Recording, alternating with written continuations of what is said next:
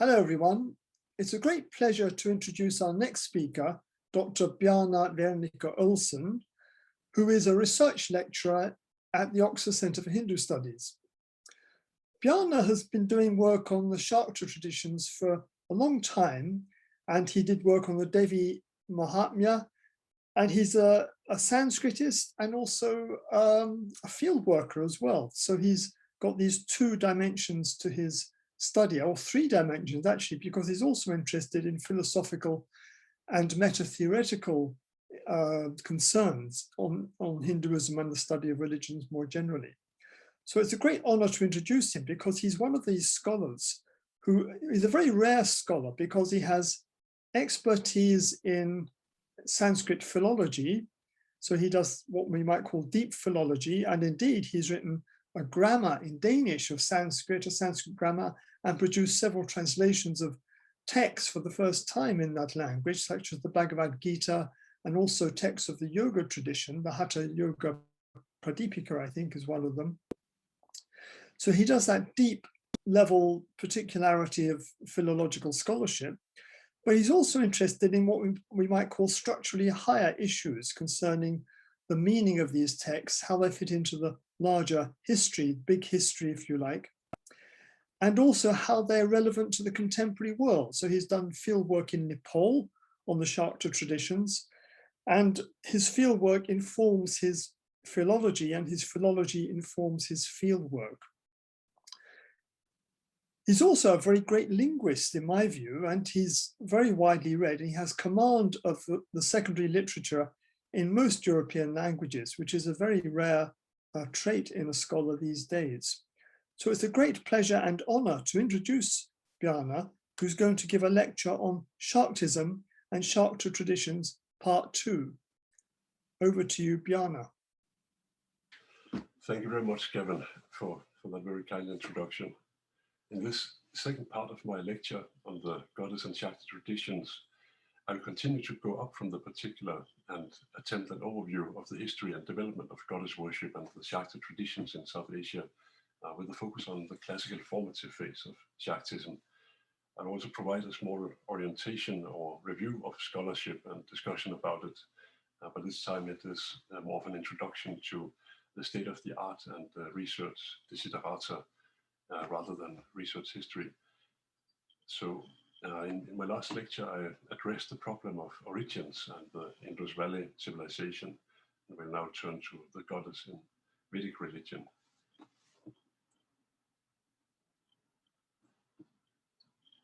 And unfortunately, the position that Śākta traditions form a continuity with Vedic religion is weakened by the fact that goddess worship plays a rather insignificant role in the Vedic textual corpus.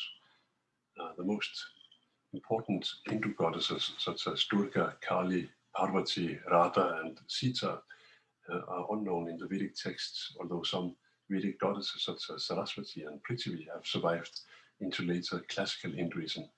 And we find that female deities are subordinated to male deities, and female deities play an insignificant role in the Vedic sacrifice, which constitutes the center of the religion. There are, however, elements to be found in the Rig Vedic hymns, which have become important in later Śāktism, and they have no doubt formed important doctrinal attaching points for later Śākta traditions to justify goddess worship in a Brahmanical context as being in compliance with the Vedas. And these instances of Vedic references found in later Śākta literature can therefore not be taken as points of departure for conclusions about Śākta practices in the Vedas. But unfortunately, they often form the basis for retroactive projections, which are not historically valid. Some of the most important hymns in the Rig Veda from a Śākta perspective concern the goddess Vaj, or speech, Niriti, destruction, and Prithvi, earth.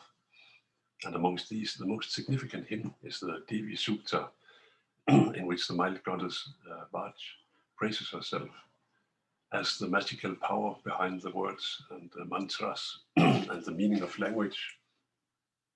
Vaj came to play an important role in later Hindu philosophy and Tantric traditions. The Devi Sukta itself came to play an important role in later temple ritual, as well as in the recitation of the Devi Mahatmya, as Silje Einarsson has pointed out in her work. However, neither Vard nor any of the other Vedic goddesses are related directly to war and blood sacrifices, Bali, which are among the primary characteristics of later Devi cults, as we know them from local and village Shaktism, and especially in the worship of Devi as the warrior goddess, Durga.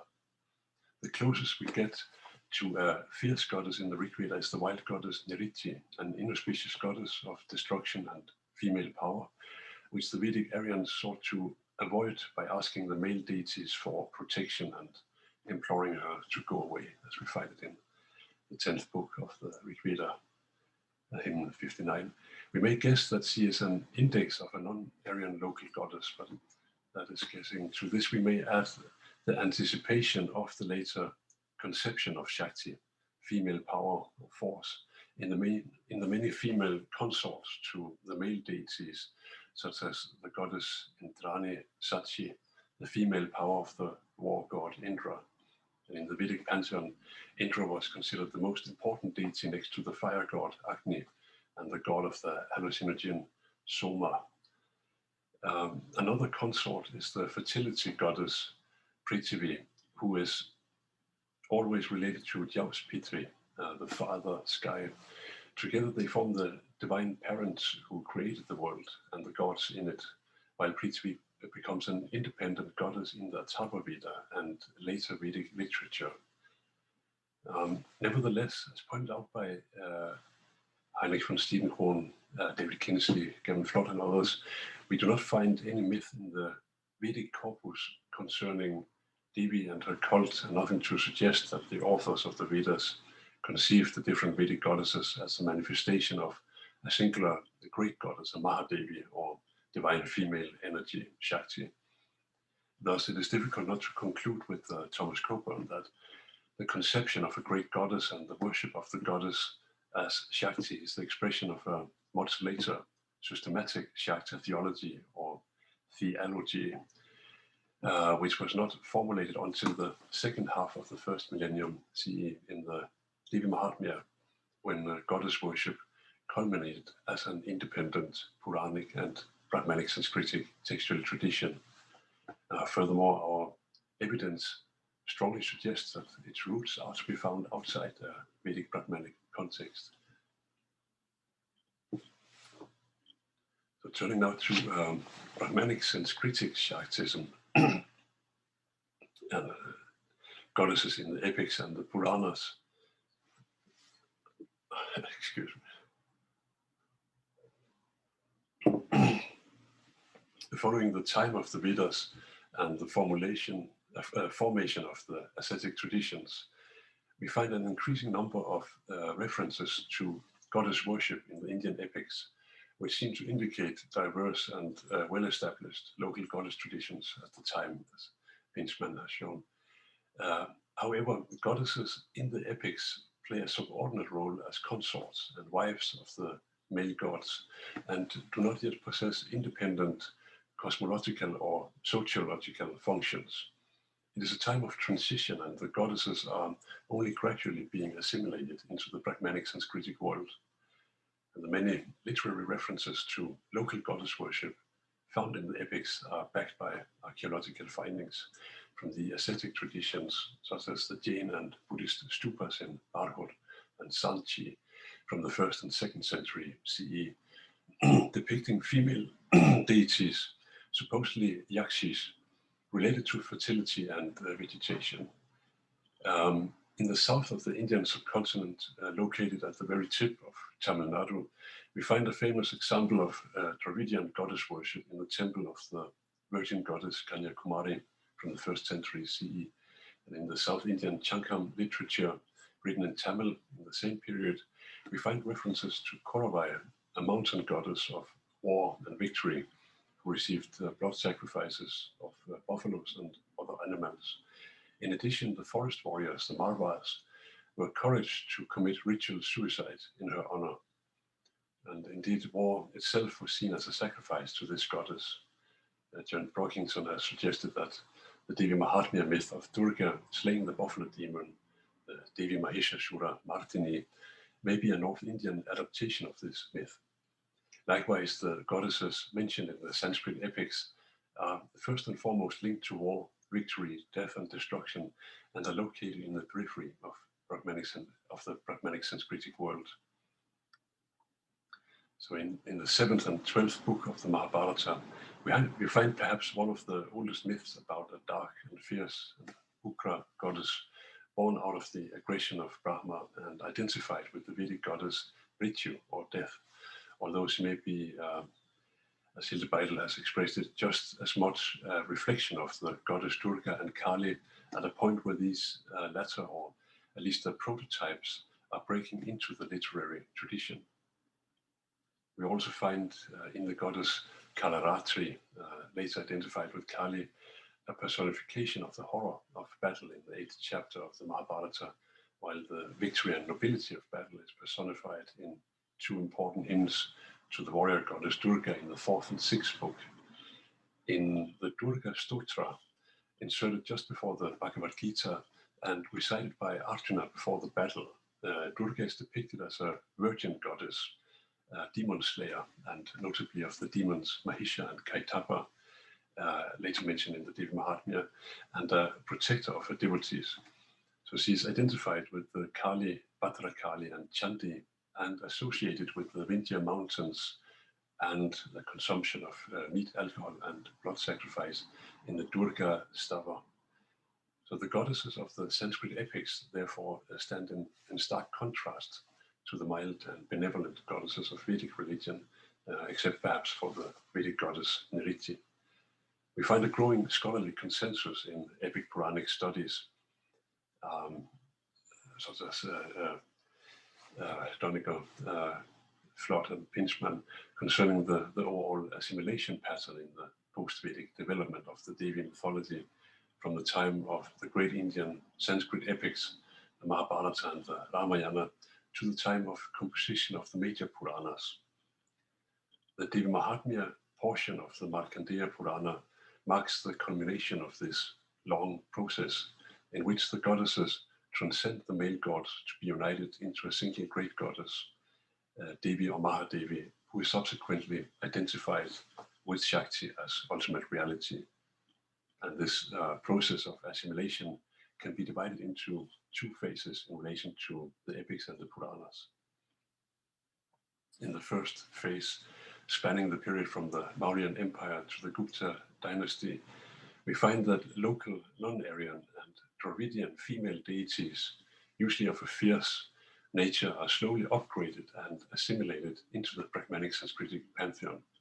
And through processes of Sanskritization, as Srinivas has expressed it, in inclusivism, a term by Paul Hager, these non-Aryan deities become the consorts of the male and mostly Indo-Aryan gods. The result of these processes has been referred to as the Brahmanical synthesis by Thomas Hopkins, and described by Coburn as a simultaneous 2-fold movement.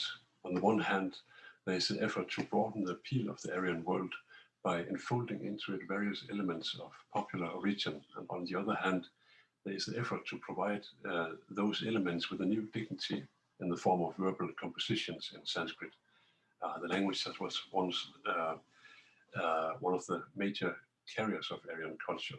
So one of the reasons for the complexity and encyclopedic quality of the Sanskrit Puranas is that they are the meeting ground for these 2 mutually reinforcing inclinations. And it is likely that these processes also implied transformation of local aniconic deities, represented by stones, pillars, weapons, etc., into iconic representations of goddesses. In addition, we tend to find long lists of goddesses grouped together as if they were mutually related, such as the Matrikas in the Mahabharata and the Matsya Purana. These identifications of goddesses are an important step towards a larger conception of Devi as a high goddess, encompassing all the individual goddesses as her manifestations. We also see goddesses represented as instrumental to the deeds of the male gods, and sometimes even as superior. In the second phase, or the Puranic period, the fierce goddesses gain an increasingly high degree of independence and significance, after which they fuse with the milder and more benevolent Brahmanical goddesses into the conception of the great goddess, Devi, who is superior to the male gods. Although the warrior goddess Durga appears as an important and powerful goddess in the sixth book of the Mahabharata and in a number of interpolations into the Mahapuranas, the fifth chapter of the Vishnu Purana, chapter 17 to 21 of the Vamana Purana, and 21 to 28 of the Varaha Purana, 11 to 12 in the Kula Marga, and so on. It is not until the 8th century that sees worship as the high goddess Devi in the Devi Mahatmya portion of the Markandeya Purana, or what David Coburn has called the crystallization of the goddess tradition. In the following centuries, the basic principles for a Puranic Śākta theology presented in the Devi Mahatmya are further developed in the Śākta Upapuranas and the Śākta Upanishads. However, the greatest elaboration of these concepts is found in the Śākta Tantras of the so-called Kula Marga and what may be referred to as high cultural Shaktism of Kashmir in the 8th to the 13th century, when the goddess is worshipped as Shakti under the influence of the philosophical non-dualism of the Trika. In her book, The Rise of the Goddess in the Hindu Tradition, Tracy Pinchman has identified the three cosmogonic principles, Shakti, energy, and Maya, creative yet delusive power, and Prakriti, materiality, as the symbolic complex of the great goddess that forms a continuity in the Puranas and indeed in the history of Shaktism. In the Devi Mahatmya, the goddess is directly identified with these concepts, which used to have negative connotations in earlier philosophical theological discourse. Now, the concepts Maya and Prakriti are reinterpreted in a more positive light in a Shakta context and conflated with the concept of Shakti. On a cosmological level, the goddess is identified with these impersonal and abstract principles that transcend all particularities. On a theological level, however, these principles are embodied in different individual goddesses, said to be the manifestations of a single great goddess, while on an anthropological level, they form the essence of women. So Pinchman shows the evolution and elaboration of Shakti, Maya, and Prakriti through the layers of Brahmanical texts, from the Vedic, Sankhya philosophical, and even Tantric antecedents via the Devi Mahatmya to the highly sophisticated synthesis that one finds in the Devi Bhagavata Purana. The goddess is viewed as a manifestation and personification of these concepts, and she appears dynamic, powerful, and material, as well as ambiguous, mild and wild, creative and delusive, the reference to Maya.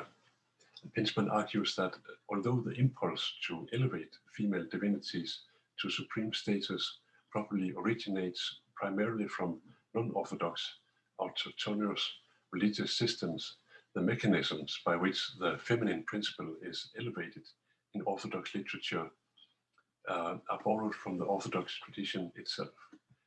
Thus, in the Śākta Puranas and Upa Puranas, the goddess takes the place normally held by Vishnu in Vaiṣṇava Puranas and Shiva in Shaiva Puranas. In the famous Devi Bhagavata Purana, we find well-known myths drawn from the Vaiṣṇava Bhagavata Purana, but with the alteration that it is now Devi and not Vishnu or Krishna who is viewed as a supreme manifestation of the divine that is superior to the male gods. For example, controlling Vishnu through her yogic sleep, the Yoga Nidra. The work even contains a part referred to as the Devi Gita, or Song of the Goddess, and that is an alternative to the Vaiṣṇava Bhagavad Gita, or Song of God. So Devi becomes the source of all other gods and manifest forms, whether male or female, and is even described as sitting on a throne composed of the Trimurti, that is of different manifestations of the gods Brahma, Vishnu, and Shiva. The Devi Bhagavata Purana thereby continues the theological vision of the Devi Mahatmya by drawing on Vaishnava myth and extolling Devi as the highest deity and ultimate reality, Brahman, personified as the goddess Durga, along with her maternal, erotic, and aggressive manifestations. The Devi Mahatmya is the first and arguably the most important text concerning the great goddess Devi or Mahadevi, and in the course of 3 dramatic accounts, Pratama Charita, Madhyama Charita, and Uttama Charita, relating to her victories over the demons Madhu and Kaitapa, Mahisha and Shumba and Nishumba, the Devi's cosmological status as creator, maintainer, and destroyer of the universe is proclaimed. And more specifically, she emanates the world, she sustains it and protects it, and in the end she annihilates it. So the goddess furthermore demonstrates her epistemological abilities to conceal Maya and reveal Darshana herself to her devotees, as well as her sociological ability to grant liberation or moksha. In her mild manifestations, she is identified with the benevolent goddesses Parvati and Gauri, while in her fierce manifestations, she is identified with the goddesses of war and bloodthirst, such as Durga, Kali, and Chamunda. The designations Devi, the goddess, and Durga, the one who is difficult to approach, are often used as synonyms, since it is in her manifestation as Durga that the goddess demonstrates her superiority over the male deities. This is most famously depicted in the narrative of her victory over the buffalo demon Mahisha, called Devi Mahishasuramardini in the 2nd chapter, the Madhyama Charita of the Devi Mahatmya. However, the designation Devi is in principle referring to a higher ontological status, since the warrior goddess Durga is just one of her many manifestations, as Copeland and Kinsley have pointed out.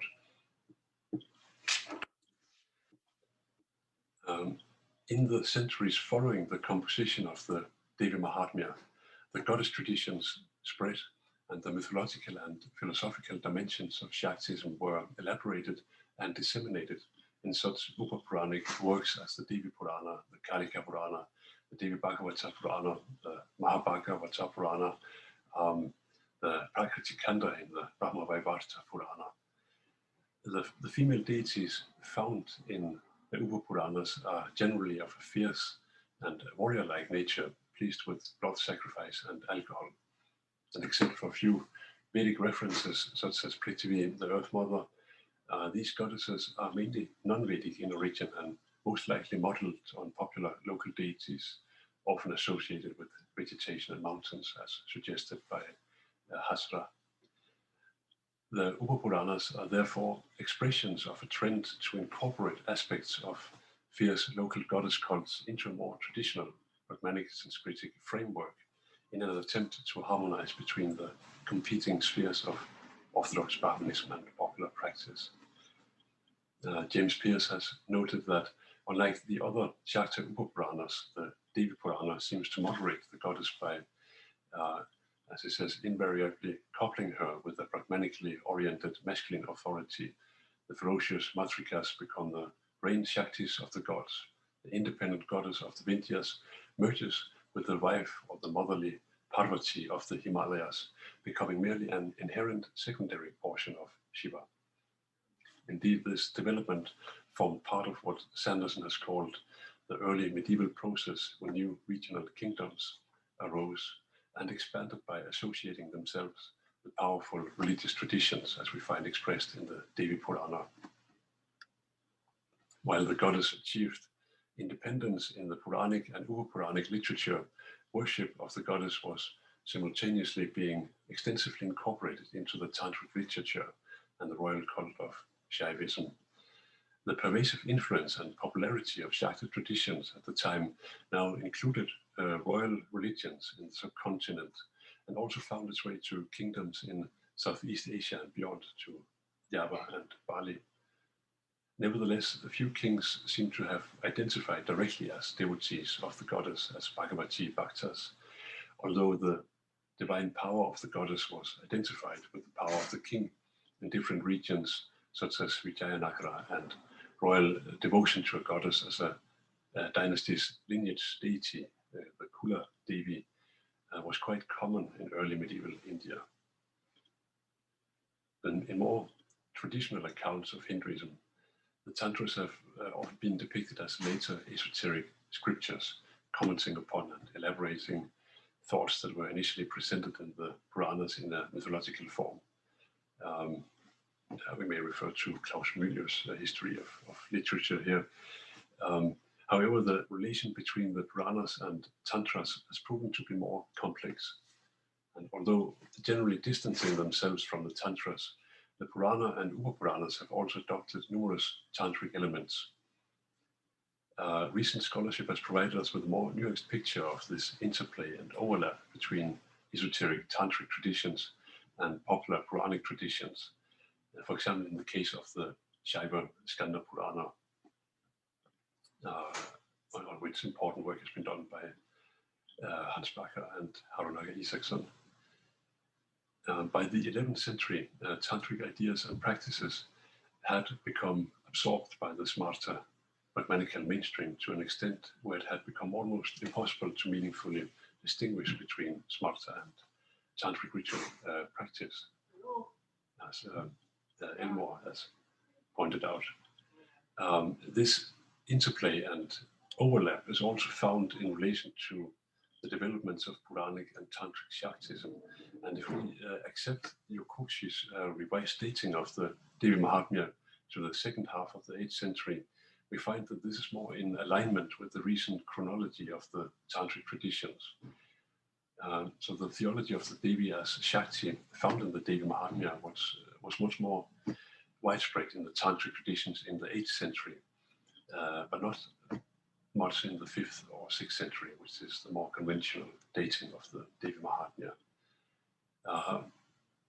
This would imply that the culmination of the Puranic Devi mythology does not constitute the starting point for the rise of the goddess in the Tantric traditions.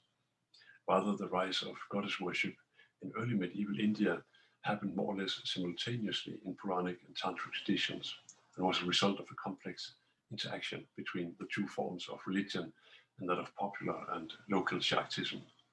As Bjarne Wernicke has suggested, the Devi Purana may be the first Shakta work to bridge this distinction between the popular Puranic traditions and the esoteric Tantric traditions, with orthodox pragmatical practices and transgressive Tantric practices overlapping. According to Wernicke, the work also marks the most formative moment in the development of an independent goddess theology, and a new form of religion open to all kinds of followers, including women, outcasts, and worshippers from heterodox traditions, such as Buddhism, who are interested in safety and strength in dangers, magical powers, and liberations. Quote from Wernicke. Likewise, the Mahabhagavata Purana contains numerous tantric elements, such as tantric worship, a forceful manifestation of Sati as the terrifying goddess Kali, and the first mentioning of the 10 Mahavidyas, or great wisdoms, from which Shiva tries to flee in horror. The Kalika Purana, on the other hand, is related to the Kamakya temple in Assam, and is notorious for its broad chapter, the Ruchirajaya, with detailed ritual instructions for animal and human sacrifice, the Nara Bali.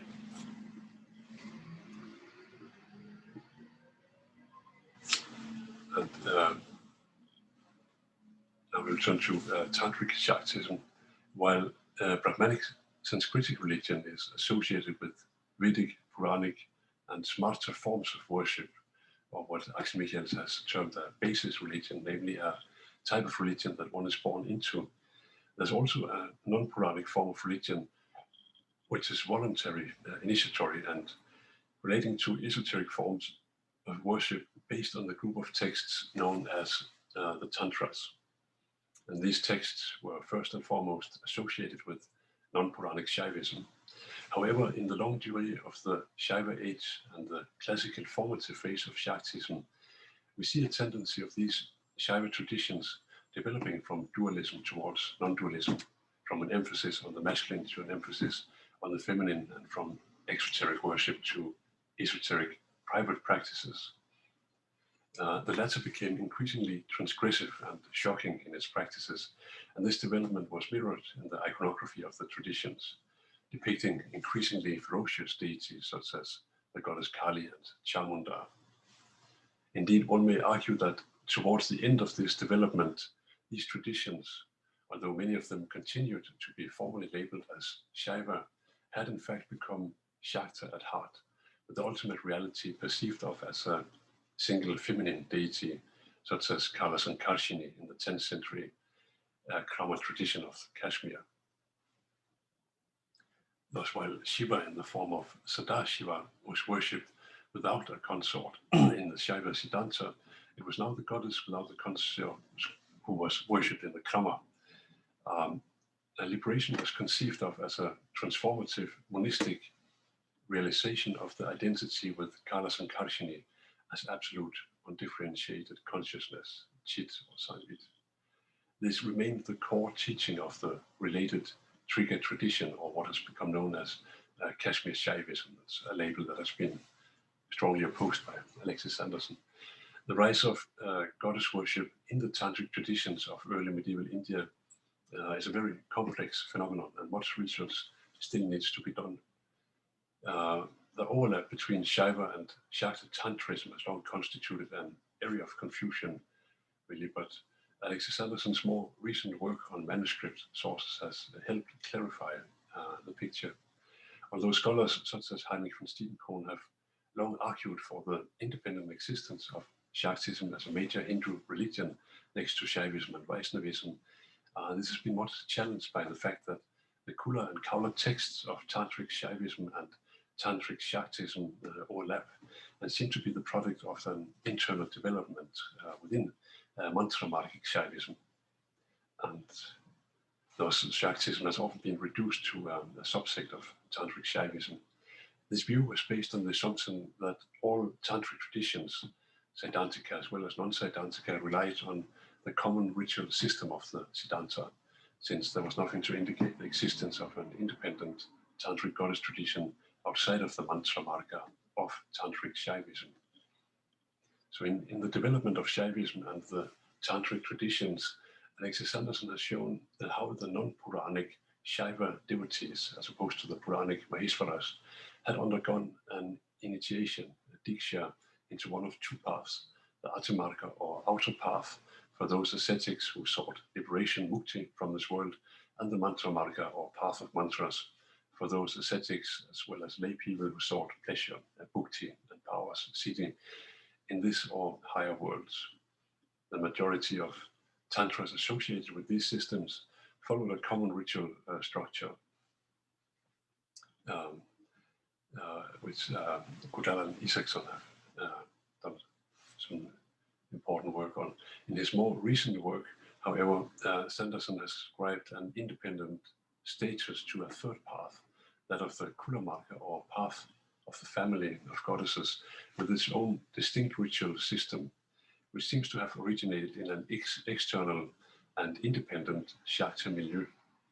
It was rooted in the cremation ground asceticism of the Kapalikas, but was gradually transformed and incorporated into the household life of Kashmiri Brahmins. So it is to this development of goddess traditions within the confines of Tantric Shaivism that we will now turn.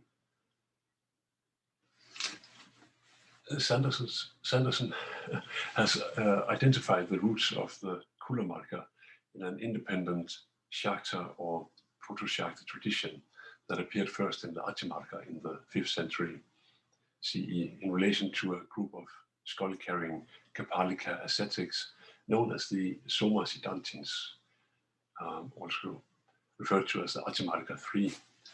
And this Shakta Kapalika tradition then existed refined within the Shaiva mantra marga and was assimilated to various degrees, but maintained an independent ritual system.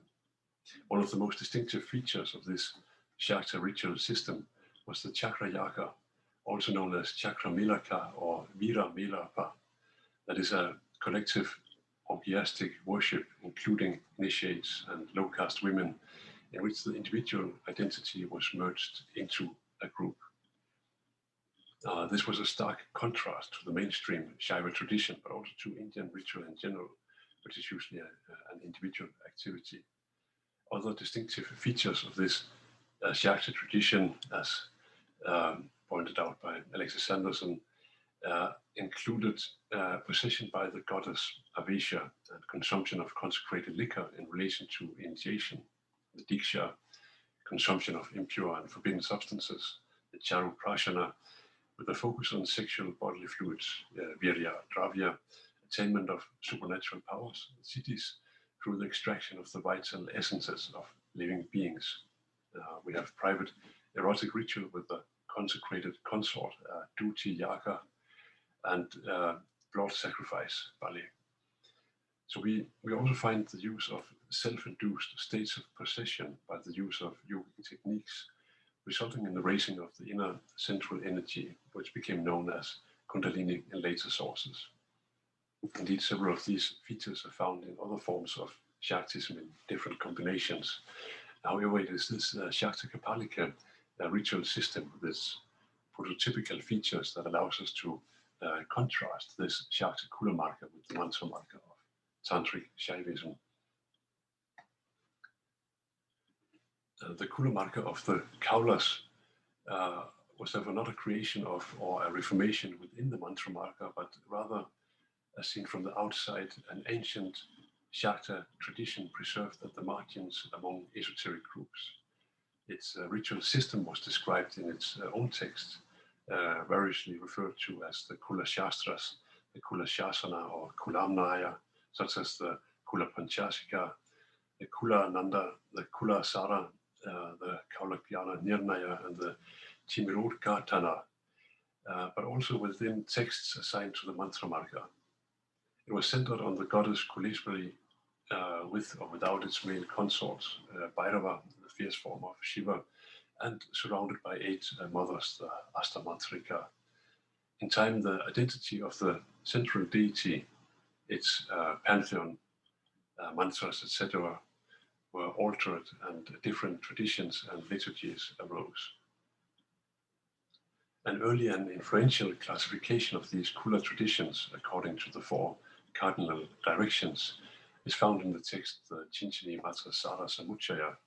And here the Kula ensemble is divided into 4 currents, Amnayas, namely the Eastern tradition, the Purva Amnaya of the Trika with the goddesses Para, Apara, and Parapara, the Northern tradition, the Uttaramnaya of the Krama or Kali Kula with the goddesses Kalas and Karshini, the Western tradition, the Paschimamnaya with the Kruk goddess Krutika, and the Southern tradition, the Dakshinamnaya, worshipping the Nitya goddesses Kameshwari, and later the gentle and erotic goddess Tripura Sundari.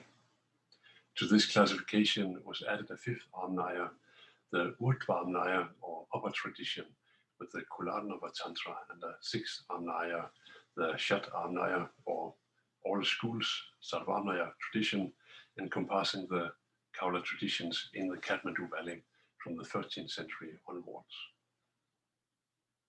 The Kula Marga ritual system seems to appear in its most original form in the early Trika or Eastern transmission, but it also found its way into texts of Śākta orientation assigned to the mantra marga's Vidyapita division, such as the Brahma Yamala among the Yamala texts and the Dayatrata Yamala, Shatkas 2, 3, and 4, and the Malini Vijayottara, 11th chapter, in the corpus of Shakti Tantras. In these traditions, as Sanderson has shown, we find 2 distinct cults of the same deities.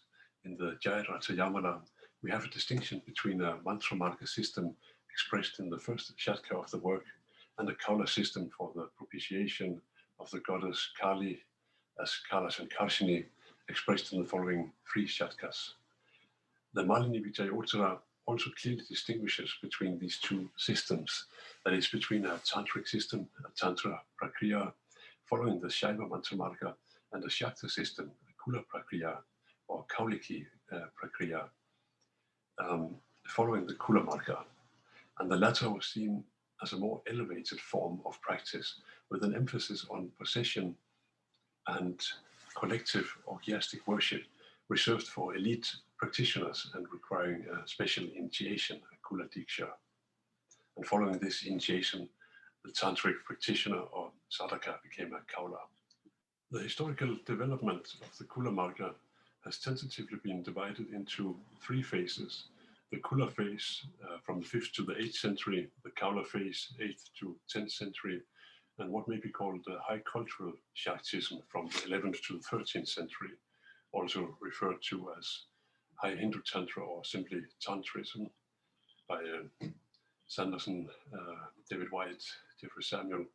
The distinctions between the phases still needs clarifying and are not always warranted, as the terms Kula and Kaula are often used interchangeably, but the periodization is useful in emphasizing important shifts in the history of Tantric Śāktism, which may otherwise run the risk of being overlooked. While there are no surviving texts from the Soma Siddhantins or Śākta Kapalikas in the so-called Atimarika 3, we find expressions of the antinomian cults and practices in texts from the Vidyapita and Kula Marga, as Judith Tursuk has shown. The early Kula phase was dominated by visionary transgressive cults based on the cremation ground asceticism of these Kapalikas, who were once widespread from Kashmir and Nepal to the Tamil-speaking south. Their observance, the Kapala Vrata or Mahavrata, included covering themselves in ashes from the cremation ground and wandering around while carrying a skull-topped staff, Kadvanga, and an arms bow fashioned of a human head, a Kapala.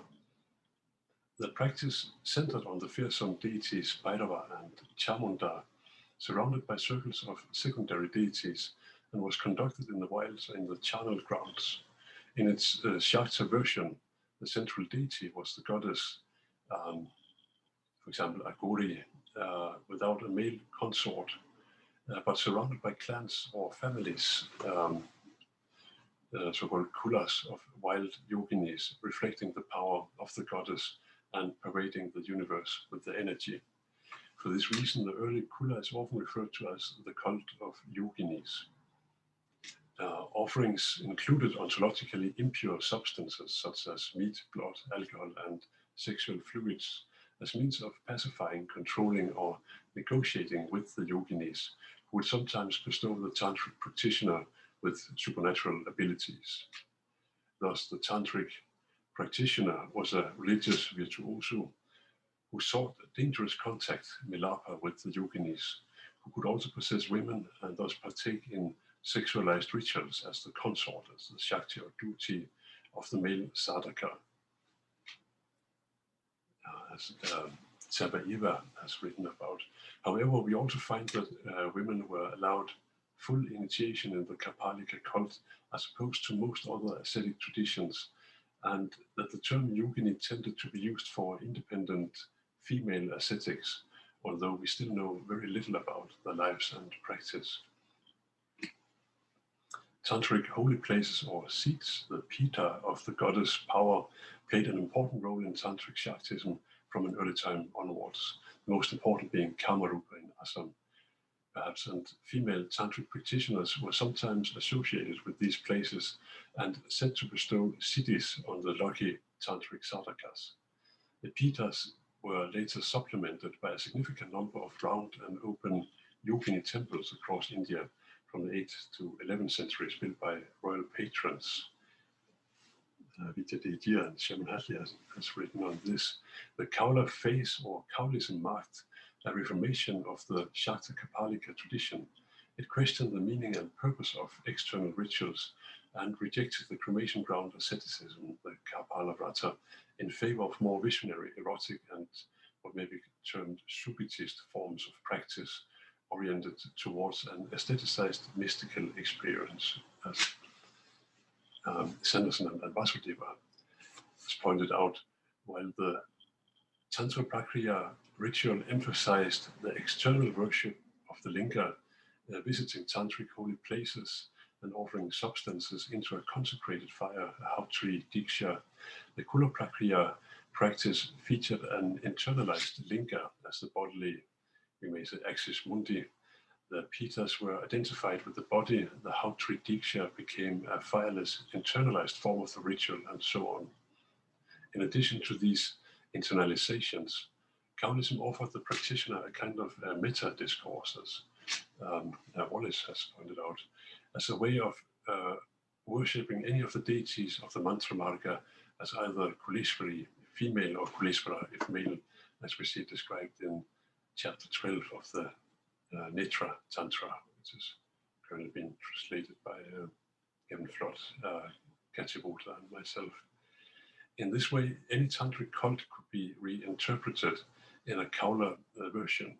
The domestication of the Kapalika practices also indicated a shift in context from the wild ascetic practicing in the cremation ground towards more respectable householder practicing at home, or perhaps at secret Kula gatherings.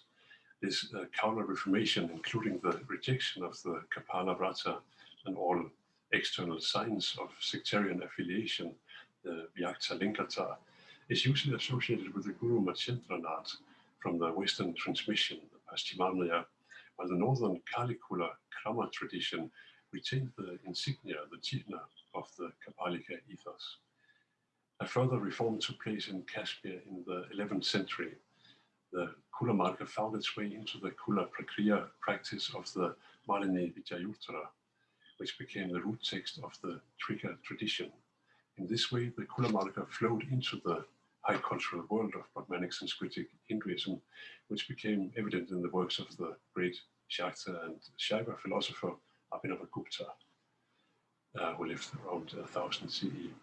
He came from a Krama Śākta tradition, but intellectualized it and reinterpreted it in the form of the Trika as part of a new kind of cultural self-understanding for learned Brahmins in Kashmir. And of course, Alexis Sanderson has done very important work on this. Abhinavagupta based his opus magnum, the Tantra Loka, or Light on Tantra, as well as his Tantra Sara, the essence of Tantra, on the Malini Vidyayurtara, translated by Gnoli, Rastogi, and Sanderson, which is forthcoming. Thus, Abhinavagupta stands out as a culmination of the process of intellectualization of the Kula Marga, or high cultural Śāktism, that begins in Kashmir in the 9th century and culminates in the late 10th century. Through commentaries on specific tantric scriptures, Tantra Shastra, Abhinavagupta and the Śākta Śaiva theologians of the Trika school developed a sophisticated scholastic basis for Kaula worship, and this included a public version of the Tantra Prakriya for householders, while the Kula Prakriya initiates continued to practice the original Kula and Kaula rituals in secret, including the sexualized rituals and the consumption of impure substances, which Dupuché has written on. In his exegesis on the Kula Marga, Abhinavagupta transformed ritual to gnosis, to jnana, that is, from a form of doing to a form of knowing, whereby he sublimated and semanticized many of the Kula practices into a type of meditative asceticism aimed at the realization of a transcendent or absolute subjectivity.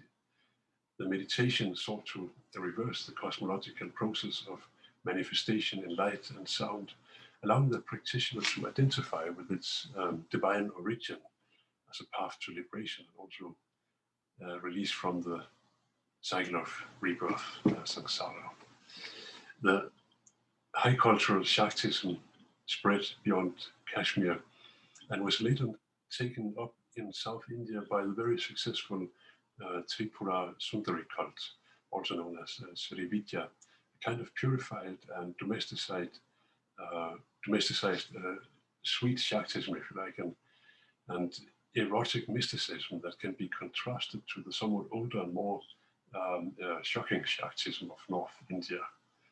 The Trika and its philosophy of non-dualism pervade the early texts and terminology of the Tripura Sundari cult, such as the 10th or 11th century Yogini Hridaya, which is said to form part of the tradition's foundational text, the Amakesvara Tantra.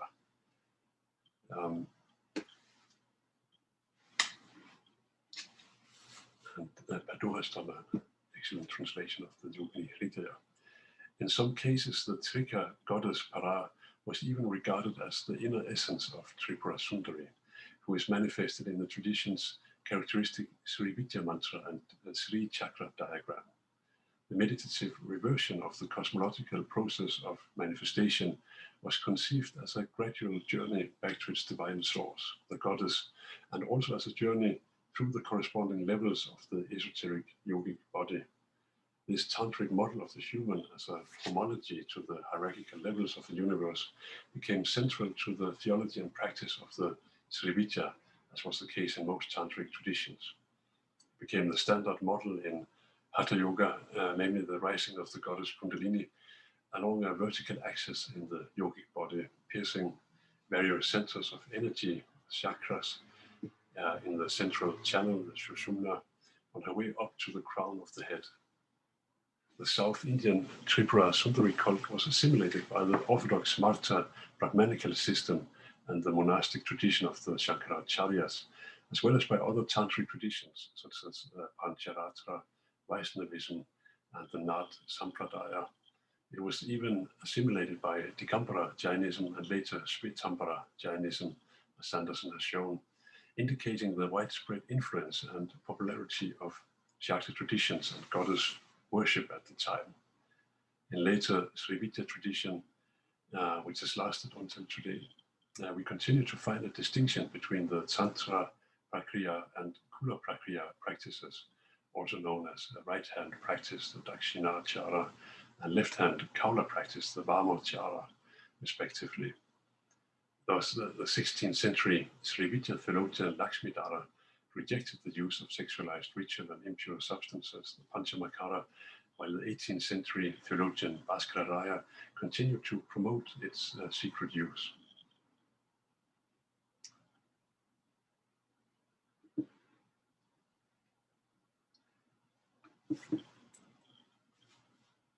Now we turn to Shaktism and Yoga.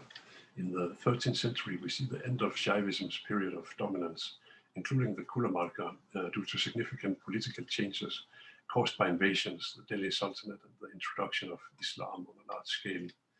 After this time, the Tantric, Śākta, and Śākta traditions lose their political influence in Kashmir and North India, but continue to thrive in South India, as well as Northeast India and Nepal under the Malla kings from the 12th to the 18th century, and especially in the 15th to 18th centuries in what has been referred to as the Tantric Renaissance.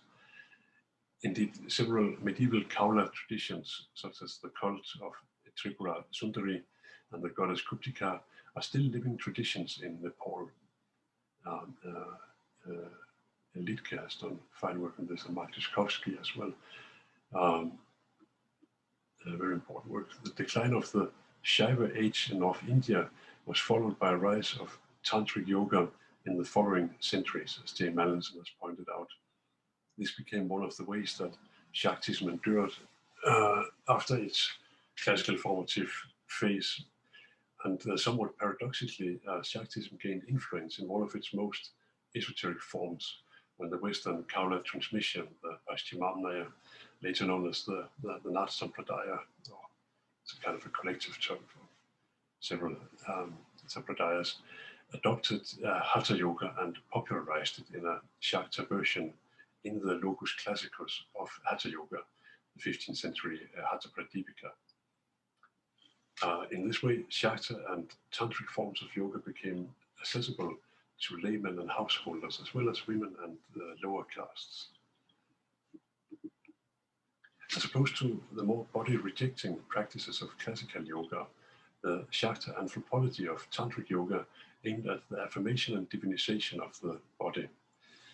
It is first mentioned in the chapter on subtle visualizing meditation, the Sukshma Dhyana, in the 8th century Netra Tantra, which is also the earliest known Tantra to mention the Kula Marga and to teach a system of 6 bodily centers called chakras, which the meditating yogi is supposed to pierce with his inherent power,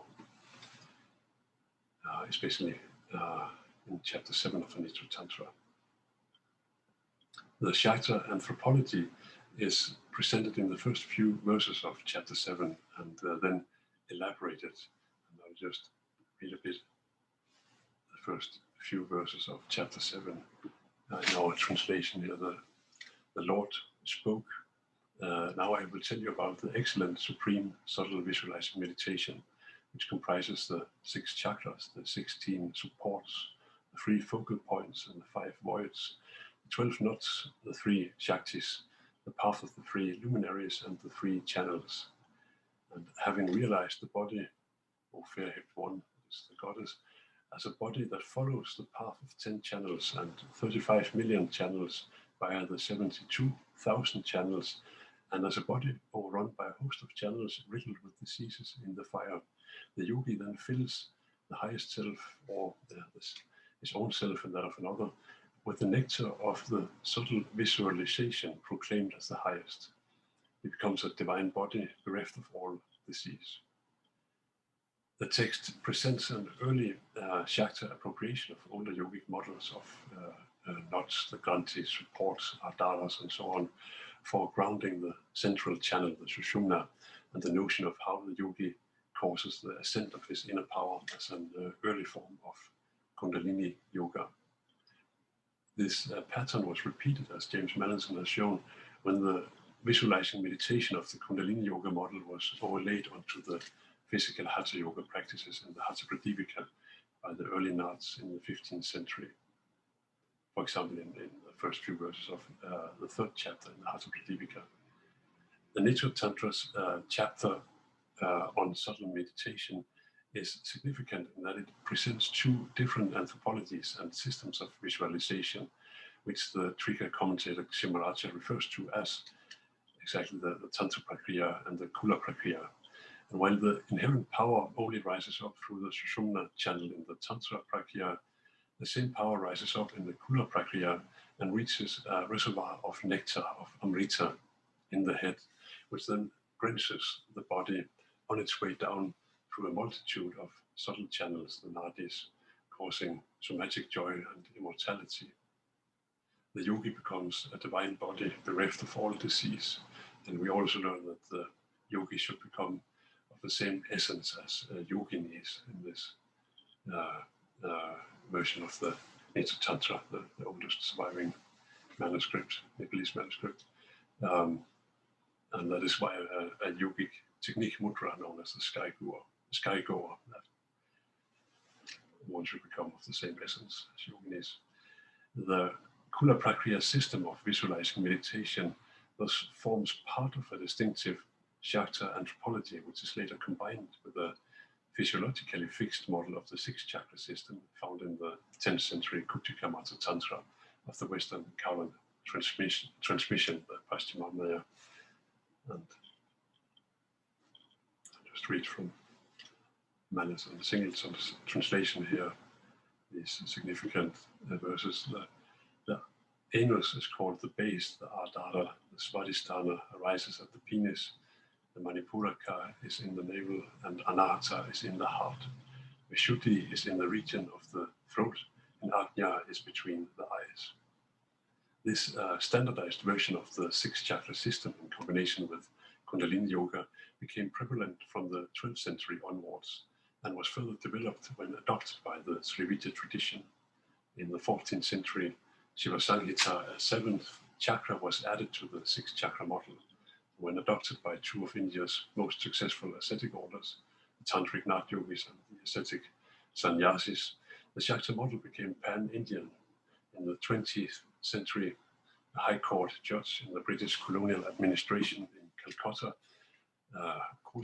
Sir John Woodruff, writing on the nom de plume, Arthur Avalon, decided with the help of local pandits to translate several tantras into English. Elizabeth Taylor has written a an interesting biography of Arthur Avalon, Sir John Woodruff. All of the most popular and influential of these translations were The Serpent Power from 1919, based on the 16th century Sri Vidya text, the Chakra Nirupana, or explanation of the 6 chakras, promoting a Shakta anthropology based on the Kundalini and chakra model, very similar to the one found in the Shiva Samhita. In this way, a Shakta anthropology originating in the medieval Indian Kula Marga eventually became part and parcel of global religious history. And I would like to round this lecture off by pointing out some of the research to Siddhartha in the study of Shakta traditions that we are working on in this research program. And firstly, in relation to yoga and Shaktism, James Mallinson has pointed out that, and here I read from their groundbreaking book, Roots of Yoga, that scholarship on the yogic body is as yet undeveloped. In particular, there's been no comprehensive study of the multiple conceptions of the body taught in Tantric texts, which form the basis of treatments of the subject in subsequent teachings on yoga. And furthermore, what we need to do more work on remains the clarification of the distinction between Shaiva and Śākta traditions, questions about Śākta textual lineages and their interrelationship, the clarification of doctrines and practices of the different Śākta schools, questions about the relationship between the Tantric and the Puranic goddess traditions, questions about the relationship between local goddess traditions and the pan-South Asian traditions, and questions about the relationship between esoteric practices and the exoteric temple cults, asking what the delimitation of Śākta doctrine is, and also what developments there are in contemporary Śākta worship. So our research continues. Thank you very much.